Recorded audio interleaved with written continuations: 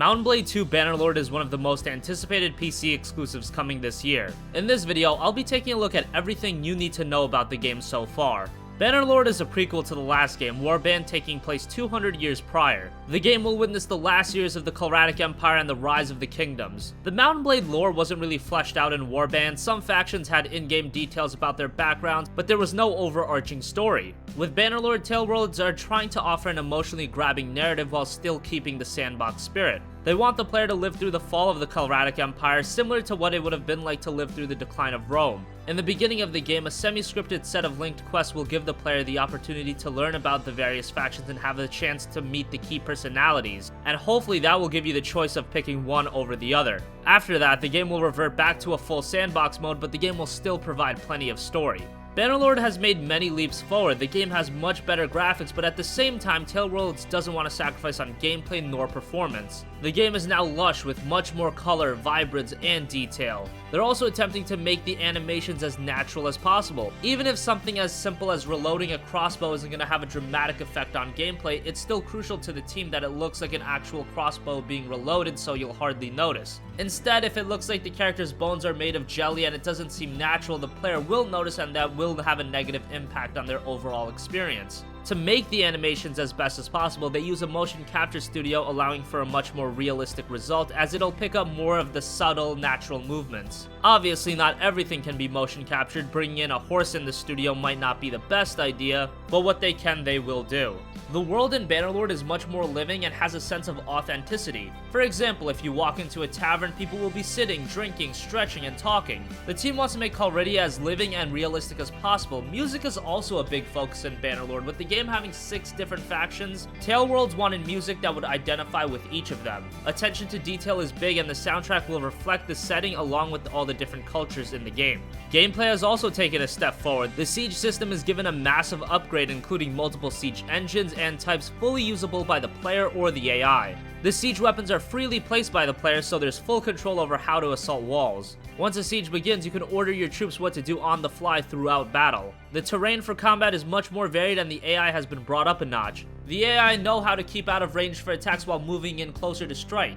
They aren't just stationary, mindless targets. The inventory screen also features an improved AI that offers the player direct control. Switching between equipping the player and companions is a simple click away. Items can be easily sorted or filtered. Hotkeys will make it simple to buy, loot, and sell items. Tooltips provide comparisons between equipped and selected items. It'll make the overall experience much more streamlined for the player. Another new feature is the weapon crafting. Weapons are separated into parts that can be exchanged with any kind of combination. It's also possible to tweak the exact length of a certain part, such as blades, to get the kind of weapon you want.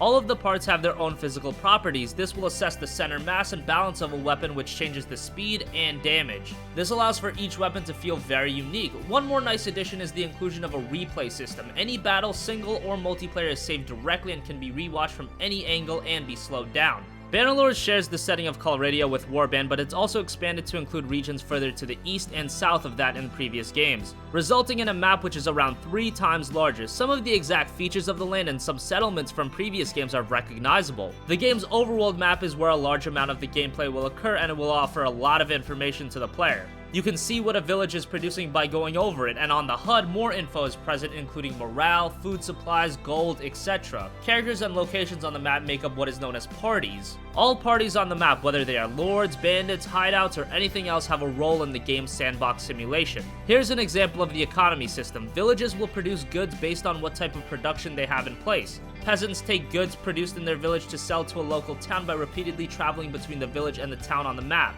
The raw materials are taken to towns and either consumed or processed into secondary goods via workshops. And then goods are brought by caravans to be sold elsewhere for a higher price. When all of these steps are completed, the prosperity of the settlements increase. However, because everything is so connected, disrupting one piece of the puzzle is a very effective way in dealing with an enemy or rival. You could prevent peasants from making their journey to the local town, leading to the town suffering due to there being a lack of goods to process for trade. Since everything is simulated, whatever you do will start a domino effect in the world, positively or negatively. The idea is to manipulate the economy to make progress. The topography of the map in Bannerlord is mountainous. This causes an increased number of choke points. Battles are often fought to contest key choke points with the goal of securing passage for trade caravans and other parties. Tactically, the map is expected to offer much more options for controlling areas that serve as trade routes.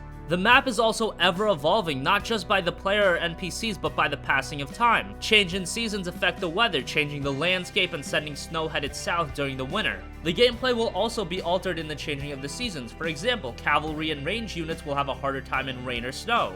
The yearly cycle will now be 12 weeks and will add more importance to the changing of the seasons and aging of the characters. You can see that Mount & Blade 2 is making many strides over its predecessor. The game looks very thought out and the detail and content seems staggering.